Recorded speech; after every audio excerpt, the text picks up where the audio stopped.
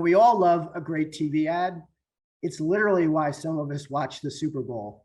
They can be funny, quirky, emotionally moving, but the reality is the art form of the commercial has not changed much since the 1950s. We still live in the world of the pod and 15, 30, and 60-second ads. With an eye towards the future, Kargo, LG Ad Solutions, and Hershey's recently sat down for a conversation about leveraging the technology afforded by smart TVs to reach customers in new, innovative, digital-first ways. It's an interesting look at the opportunity to disrupt TV creative while at the same time driving ownership of the living room. So please enjoy as we hear Harry Kargman, founder and CEO of Kargo, Serge Matta, head of commercial at LG Ad Solutions, and Vinny Rinaldi, head of media and analytics at the Hershey Company, on how to break through the static. Hi, everybody at IAB. This is Harry Kargman. I'm the founder and CEO of Kargo. This is our 20th year, and it's our actually first IAB NewFronts. And I'm so excited to actually have two of my great friends, colleagues, and people that I am doing, I'm so happy to do and privileged to do incredible industry innovation with. The first is my friend Vinny Rinaldi, who is the head of media and analytics at the Hershey Company. And the second is Serge Matta, who is the president of LG Ad Solutions. Today, our goal is to talk to you about the blueprint of CTV and where it's going, how it's changing and evolving, and some of the insights that we can share about best practices and capabilities that are taking place in the market. It's going to be a quick discussion. We have 6 questions for you. I'm super excited to sort of dig in. And I thought I would just turn it over to our first question, which is, how can we make the brand experiences on the screen drive better audience attention? Here's a great example of some of the things that we're thinking about, but how do we make things that are better or different than the classic 15-second or 30-second spot? Serge, I'm going to hand it over to you, and then Vinny, I would love to hear your thoughts. Yeah, great. No, thanks, Harry. Thanks, the IAB, for getting us together. There's a lot we can do, right? I think we're still in the first quarter here. As a big NFL fan, I think we are still, but there's a lot of innovation going on. I think if you think of it from the OEM side, from the LG side, for example, when you turn on the TV, the home screen has a bunch of different ad units there. And one of the ad units that we're probably the most excited about is the carousel ad unit. That is the one, it can play both a display static, or it could play a 15, 30-second video as well. It can have all sorts of deep linking. It can have a QR code. There's a lot of combination to it. It takes over pretty much half the screen. And that's when you turn on the screen, as big as the LG market share is in the US and globally, advertisers really love that. And from a KPI and from some metrics perspective, the carousel by itself for us, what we have seen in the data, is 51% higher in terms of conversion, in terms of CTR, than any other ad unit that we have on the home screen combined. So you can see that a lot of folks, it's a high value ad unit, and it's something that we're going to be pushing more and more. It's fantastic. Vinny, when you think about brand experiences, I know we're going to show a couple examples in a few slides, but how do you think about, how do you drive those better brand experiences beyond just the 15s and 30s that you guys produce? I think it was really important, Serge, as you hit on multiple times, you hit screen. And the fact is we have to think of that screen as the most important factor for our brand to show up every single day. It is still the most consumed screen on a daily basis. It's just consumed very differently. So as we think about our brands and how we position ourselves within that screen, it goes beyond, we've talked about TV for the last 60 years being a currency issue. But we also haven't brought to life the 15s and 30s and how we reimagine how a brand shows up in that same environment. So when we think about our brand positioning, it's both statically and movement, whether it's taking over the whole screen, sitting within the OEM's homepage, and or within the content itself, and ensuring that a portfolio of our brands show up as best as possible, both visibly as well as the ability to hear us within the same environment is going to be really important in the future. So, I'm excited about thinking, about carousel ads and all that, but I think the immersive experience and how we go beyond, just showing up as a brand within the moment is going to be really innovative, in my opinion, in the future, which is what excites me the most about our conversation today. Ah, fantastic. I think we're going to go to the next slide. And the next slide is what new innovative formats and placements deliver the best results. I know, Serge, you talked on one of your formats. Maybe you can talk on a few others. The example here is one of our branded canvases where we shrink the actual video to be about 3/4 of the screen. And then we have a call to action using a QR code at the end of the story. And that QR code can live on actually over, if permitted, over the TV show itself as an overlay on the TV screen. But Vinny, why don't you start out and just sort of share what are the things that you're seeing out there from an innovative formats perspective? And then Serge, maybe there's a couple other formats that you want to sort of share. Vinny, go ahead. Yeah, so I think about virtual product placement has become a catchy theme recently of where we can take our products and just kind of insert them in the show, and that's nice. It's a nice way to just kind of show up. But I think what you're showing here is the ability to almost be in line and in tune to the contextual relevancy of the show that's happening. So if we're on a baking show, how do you look at maybe potentially both our product in the show, but then the ability to take what you're watching in the content, zoom out, as you'll see here, and be able to create that consumer experience that drives from visual impact to landing page on a second screen that allows them to interact beyond just the ad or the consumption that they're going on the main screen. So that to me is where innovation is really starting to come to life within all of these new formats. It's not just about shoppability, although that is super important. It's also about, in this instance, how do I engage and then drive you to a recipe page to make sure that you're using my product within what you're currently baking. So there's so many opportunities and inroads to get our brands out there a lot more. Yeah, for us, there's a couple of things, right? It feels like everybody, like the QR code seems to have been, was dead, and then COVID made it come back alive. We're focused on the QR code. We're focused on a couple of other things. One of the things that is exciting is weather triggered ads, for example, within the home screen. So if you are based on where you are, your location on where the TV is, you serve a dynamic ad based on if there's a thunderstorm, if it's humid, if it's a sunny summer day, something like that. We're also coming up with screensaver ads that we can get full sponsorship for a media, a content partner to sponsor. And then the overlays of linking from linear to CTV, from a linear show, and then linking it to their CTV app. Let's say an NBC show, linking it to Peacock, a CBS show, linking it to Pluto. That's where I think a lot of this is going.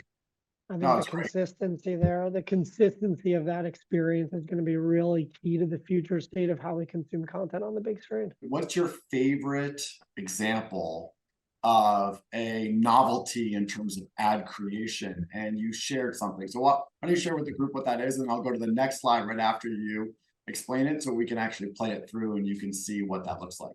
Yeah, so we're heavily invested in the NCAA's. March Madness is a key tentpole event for our brand races and the portfolio of brands that stand out in those moments. So as I'm watching, as most of us typically do during this time, I got to see one of the most immersive ads take over my entire screen, and I didn't even know it was an ad in that moment. So when all of a sudden the screen panned to a full screen shot of the stadium with the Jumbotron in the middle, and then Transformers started coming out of the Jumbotron while I was watching the game.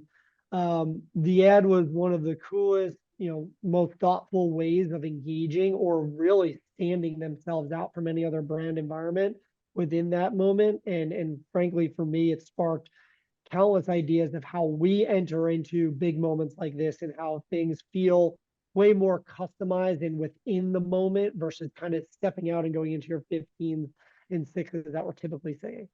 All right, so let's show it off. You've never faced anything like this.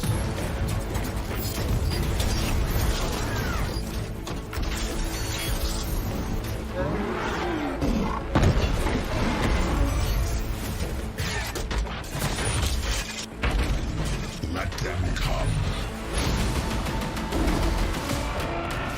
And if you don't know, now you know. Wasn't that amazing how it came out of the screen? It's pretty incredible. And that really is that difference of using technology for creativity to drive attention. All right, moving right along. Why don't we talk a little bit about how we leverage the new smart TV capabilities beyond simple targeting and addressability? We look at this slide. This is an example of an LG TV set with the wedge on it. Why don't we talk a little bit about how we can leverage the TV sets and the capabilities within the TV sets to create novel functionality and addressability, even change up the ads based upon that addressability. Serge, tell us a little bit about what the TV sets are capable of sharing. It's funny, the wedge is actually a really a very well performing ad unit for us. It's been there for years. We're obviously always innovating. I think the thing that for us that's exciting the most is we own the OS, the operating system on the TV. And for us is leveraging the OS, which is web OS, and taking that functionality and making the TV truly smarter, right? It's a smart TV for a reason, right? So for example, like I harp on the weather, but it can be anything. It can be a reminder functionality. If you have a creative and you say your show is about to start in 5 minutes, click here, you go do something else. You next thing you know it, you're on Apple TV and you're watching Ted Lasso, but the show that you wanted to see it in on the home screen, it would a reminder shows up, your show's about to start. A sports alerts, weather alerts, stock alerts, all sorts of different alerts because you're owning and all of those have advertising units availability, right? Like you can do all sorts of different things there, but leveraging the TV and leveraging the operating system, we know so much about what the user is doing, again, in a brand safe, privacy safe environment. Let's take advantage of that and promote some really cool innovation. It's great. Yeah, I couldn't agree more. I think I'm going to hit on a couple of things where I touched earlier and what you just kind of shared as well, but it is the biggest screen in the house. Period. End of story. Everyone wants to be mobile first, all on the go, but the most immersive and engaging screen is the big screen in the home. And when you can own that entire ecosystem, you can really showcase the ability to present yourselves and use obviously smarter capabilities. So I'll use the example that's on the slide here because it is one of probably the most biggest creative examples we could probably go after, which is s'mores and weather triggering, however you want to position it. But we look at that as a moment of opportunity to insert ourselves through weather on the biggest environments where, hey, it's 65 degrees out and it's going to be beautiful tonight. Go grab your s'mores 6-pack. Get the whole experience going. You can even make it contextually relevant knowing it's a family. Because when you think about s'mores, you can't do s'mores without chocolate, but s'mores is an opportunity for you to engage with your families and friends or whoever else and sit around a campfire or make it in the oven, but using the opportunities or the triggers to be smarter about how you place that ad in the moment matters a lot more than just showing up and it's, thunderstorms and there's nowhere for you to really go make s'mores. And or you serve a different creative that says, hey, raining outside, you can bring s'mores inside. It's using all those little triggers to be really smart, which is something you can never do in a linear based 15 or 30-second ad that we've looked at for the length of how long we've bought TV. Fantastic. All right, moving. Yeah, and I think one other thing I just want to add to that is, one of the things that the OEMs have and the TV manufacturers have is we have something called ACR, so it's automatic content recognition. So it says we know what people are watching, both on the ads and on the content side. You can leverage that technology and create really personalized segmentation. So back to the s'mores idea, back to the weather trigger idea, there's all sorts of functionality that you can create. The creative can be based on what people are watching and based on the content and the ads. Something that, like I said, first quarter, but there's a lot more we can do here. No, it's great. The next slide shows off that branded canvas experience, actually your carousel experience on LG ads. and it can have those triggers, as you can see from this example, on what that looks like. All right, moving to the next slide after that. In a world of de-identification, how are we measuring the outcomes from TV going forward? Serge, why don't you start and let us know? Yeah, obviously measurement is becoming even more and more important, especially around CTV, and everybody has their own, what you don't want to have happen is everybody have their own siloed solution. I think what we are creating is we want to be able to share our data in a, we don't want to be considered a walled garden. We want ours to be shared our data to where it makes sense. So we consider ourselves kind of more of a gated community. We'll give you some sort of a PIN code and it'll tell you who we give access to our data. I think the challenge in terms of outcomes is, what are the outcomes that you want to measure? Is it incremental reach? Is it app install? Is it app opens? There's so many different outcomes that we can help measure. I think obviously like MMP players or attribution players like Kachava, AppsFlyer, Adjust, these are all companies that are going to become even more and more important in the CTV world. Vinny, how do you think about measuring outcomes on CTV, since it isn't about an install of a TV show, which would be the endemic outcome? Is this become part of your MTA and MMM models? Is there ways to measure it against maybe retailer data? I'd love your thoughts about making your ads more data centric and potentially shoppable. Yeah, and I think Serge hit on a couple of really good points there. We're constantly looking at the evolution of where measurement is going, especially for a CPG brand. Our category of candy, mint, and gum has a 98% household penetration. I literally need to reach everybody with a mouth and stomach. So our ability to measure outcomes all will decide which part of our journey we're on. So if we're looking at it from an incremental reach perspective, did that drive an incremental sale? How do we tie those two things together? Is it a partnership with a retailer? Is it we look at a lot of match market testing. How do we go into market and then look at the geography-based impressions served versus what we're seeing in those markets? So we are certainly getting savvier on how we're looking at all of the data points you're sending back to us, how we can leverage those to measure smarter, whether it's with a retailer in a clean room environment and or a partnership with you guys in a data sharing environment. There is definitely more than just demo, which I think is the most exciting part we're in the first quarter here. I think there's still a journey to go. So testing and learning all these different outcomes is going to be really important over the next few years to figure out what the right outcome is.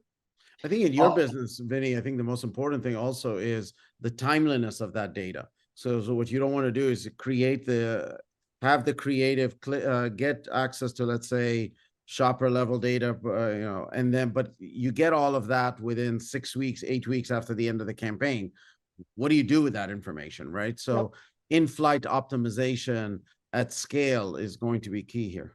Yep, couldn't agree more. Actually, going to the next slide, here's an example of a shoppable unit, a full screen shoppable unit with pricing.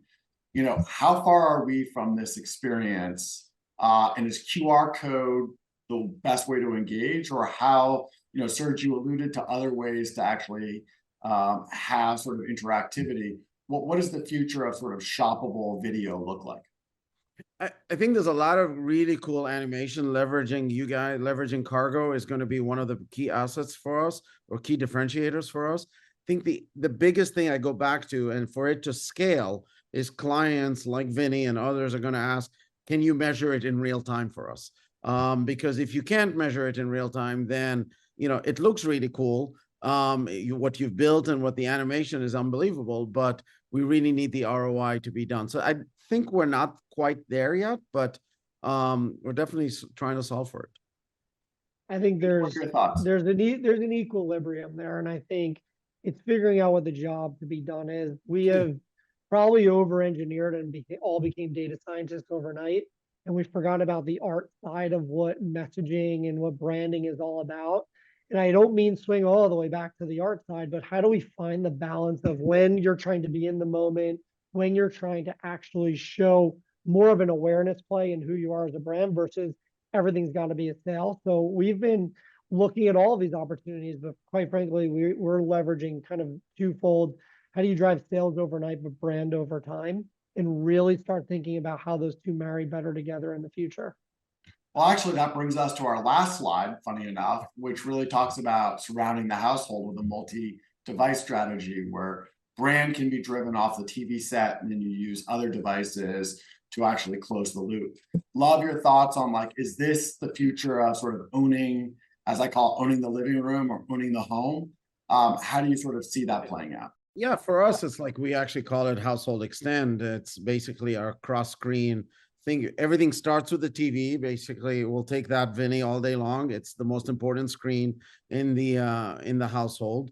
But we know people are multitasking. We know people are on their iPads. We know there are people on their mobile phones and their desktops. But also, why does it have to stay in the home? Why can't it be out of home as well? There are ways to connect all of this to in a privacy and brand safe manner. So you're walking down Fifth Avenue, you see a digital billboard. Why can't it be the same individual that you've targeted at home and on your mobile phone? I totally agree. You know, we are the most impulsive purchase you can probably go after. We are the last minute, the checkout line, you grab us as you're running out. So we can't just be in the home only. So how do you use that experience from the home to multi-device to make sure that you're driving both top mind awareness and then close that last mile as they're closest to purchase? So it has to be multi-device. It cannot be a single device only. Well, there you have it. I just want to thank Vinny Rinaldi and Serge Matta. We had an amazing discussion around the future of CTV, the blueprint, and I'm super excited to talk to both of you in 6 months or a year as we start to forge ahead and build this roadmap for the industry as we think about the future of shopping, the future of brand, the future of measurement, the future of ad creative formats on these devices as we figure out the multi-device strategy within the home. So thanks again for joining me today on this IAB talk. Thank you Thanks so for having much. me, Harry. Thanks. Take care, Harry.